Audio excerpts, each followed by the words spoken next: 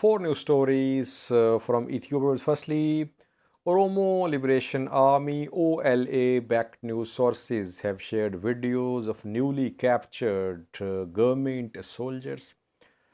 The soldiers were taken prisoner near Ambo town of Vasheva. We have video clips for you. Secondly, an Ethiopian organization is being awarded Human Rights Award for 2020 by Amnesty International. German section of Amnesty International is awarding Human Rights Council Human Rights Award of 2022. What did EHRCO, Human Rights Council, did due to which this award is being given to this body? Thirdly, viewers, it seems that dissatisfaction with the Tigray government, with some officials, some lower level officials of Tigray government is growing. We are seeing some posts, some messages which indicate that some lower level government, Tigray government officials are being accused of mismanagement, incompetence, and corruption as well. Is it a charge sheet against Tigray government? Why is that this dissatisfaction is growing in Tigray? And lastly, viewers, a few thoughts on Amhara gains from Tigray conflict. What has Amhara region gained from this conflict? Amhara regional forces have been involved in this conflict since day one. What did the region gain from this conflict? Firstly, viewers, OLA Oromo Liberation Army backed news sources are sharing pictures, videos of newly captured government soldiers. The soldiers were taken prisoner near Ambo town of West Shiva zone. I have been reporting about OLA's gains in West Shiva, where OLA is in control of several key places. Some say that more than 60% of West Shiva is under OLA control. We have seen OLA fighters in Ijere, in Abuna Ginda Barat, in Shannan town, and near Ambo. 7 kilometers away from Ambo, fighting happened in which these government soldiers were taken prisoner. And we know that West Shiva shares border with Amhara region and with Oromia special zone, which surrounds Addis Ababa, Ethiopian capital. Watch this clip shared by OLA backed news sources showing newly captured government soldiers captured by Oromo Liberation Army near Ambo town.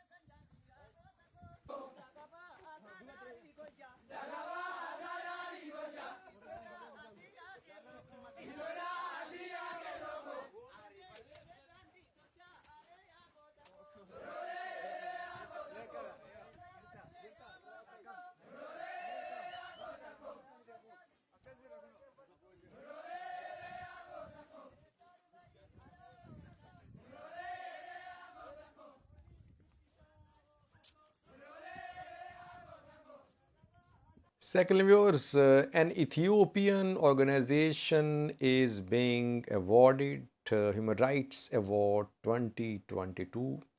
Name of the body is EHRCO, Ethiopian Human Rights Council. It's not Ethiopian Human Rights Commission. Ethiopian Human Rights Commission, led by Daniel Bakele, is another body. This organization is a separate one, EHRCO. It is led by Dan Jirga Hele. It was formed more than 30 years ago. Now, who is awarding EHRCO? This award, Human Rights Award 2022. Amnesty International has decided to give this award to Human Rights Council of Ethiopia. German section of Amnesty International has announced the award will be granted in May, but announcement has been made. 10,000 euros will also be given to EHRCO. Amnesty International says that EHRCO played a key role in Ethiopia in the advocacy of human rights, in providing free legal aid to people, in educating people about human rights. So that is why this award is being granted to Ethiopian Human Rights Council. We haven't heard much about independent investigations from EHRCO. I only heard of this body when it conducted some investigations into Mike Kadra massacre, which happened in November 2020 at the start of Tigray war. And this EHRCO body blamed Tigray's youth militia Samri for having killed around 1,000 civilians in Mai Kadra town in western Tigray. Tigray government obviously rejected the investigation. Human Rights Commission of Ethiopia, led by Daniel Bakale, have been very active. Has been very active. We have seen statements, we have seen investigations, like investigation into the killing of OLA Oromia elders, investigation into the case in which Tigrayans were burnt alive a few days ago. We haven't seen lots of investigations from this body, Ethiopian Rights Council, but it is being awarded Human Rights Award 2022 by Amnesty International. Thirdly, viewers, it seems that dissatisfaction with Tigray government is growing. We know that Tigray is under a blockade. No aid is being allowed to enter Tigray by road. By air, supplies of aid are not sufficient. So there is pressure upon Tigray government. Now we are seeing some social media posts and claims from people who are supporters of Tigray government. They're not Amharas or Oromos. They're not against Tigray government. They are raising some genuine issues. They say that lower level officials of Tigray government, they are incompetent. They are corrupt as well. And they are not using resources justly and efficiently. That is why dissatisfaction is growing with Tigray government. People are not questioning Debretsion, Gabriel Mikhail or other top leaders, but they are raising questions about lower level Tigray government officials. But if the situation persists, it would lead to pressure upon Tigray government, and it would lead to resentment against Tigray leadership as well. Debretsion, Gabriel Mikhail, Tigray president, is obviously responsible for the work of Tigray government.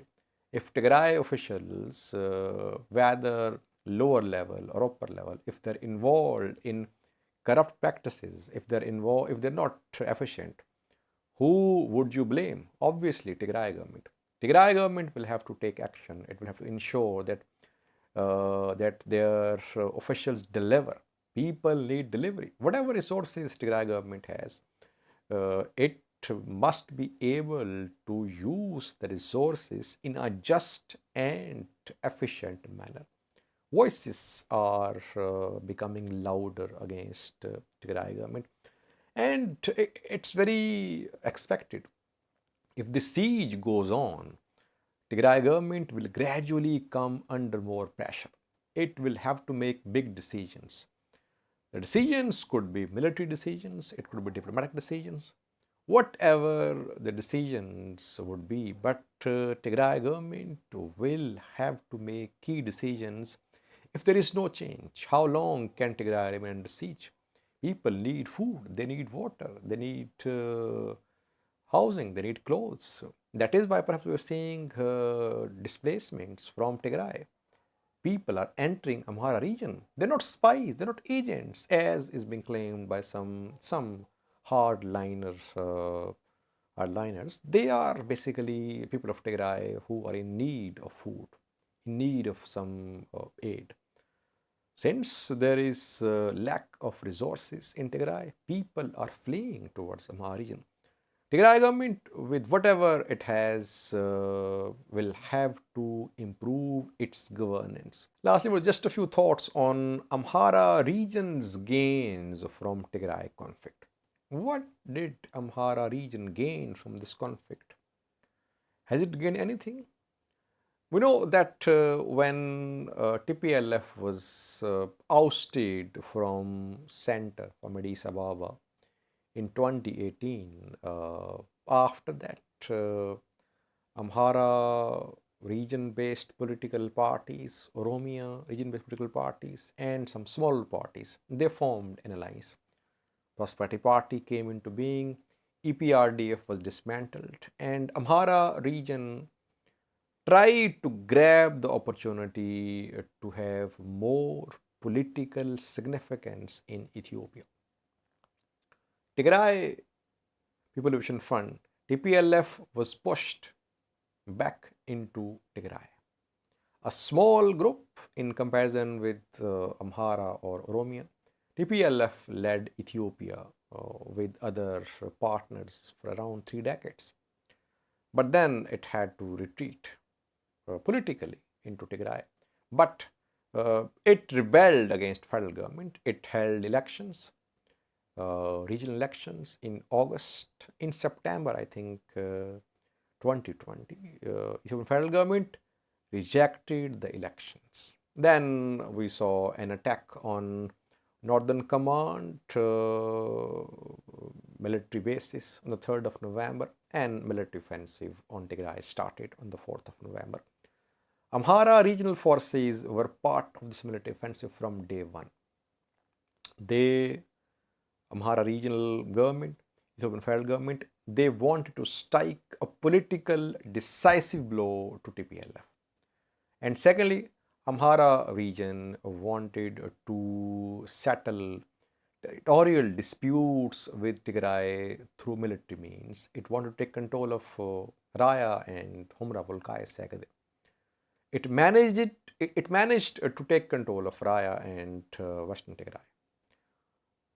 Everything was going according to the plan, but then ENDF, Amhara forces, they had to retreat from Tigray, and Tigray forces launched a counteroffensive in July last year. And then what happened in Amhara? Deaths, displacements, destruction.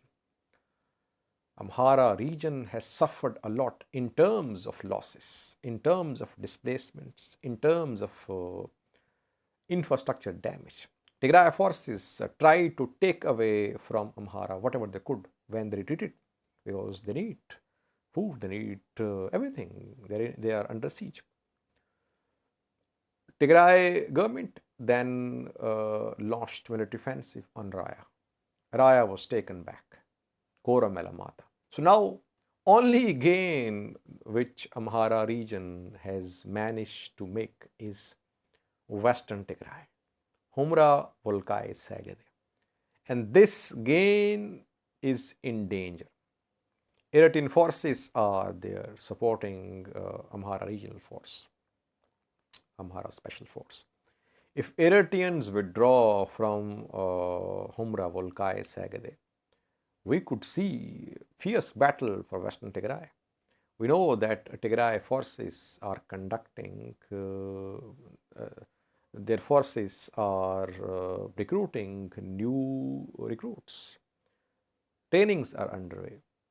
If indirect talks don't succeed, we could see a massive military offensive on Humra, Volkai, Sagade from Tigray Defense Force. The only gain of Amhara region is also in jeopardy. At the same time, Tigray forces are still in Himra, near Sikota. Sikota under Amhara control, but in Abergale they are there. In North Gondar, Adiyarke, we know that TDF is there. So, Tigray forces are still in Amhara region. Only territorial gain of Amhara region is also in jeopardy. So, I would sum up that Amhara region did not gain anything from this conflict. If Tigray has suffered, obviously Tigray suffered more. If Tigray has suffered, Amhara region has suffered as well. Who did not suffer? Oromia viewers, largest region, its forces intact, its resources intact, it's fighting Oromo Liberation Army, but not wholeheartedly, I believe. Both regions have suffered. Amhara, Tigray, and Afar is suffering now. Massive displacements, around 400,000 have been displaced so far in Afar. Thank you for watching.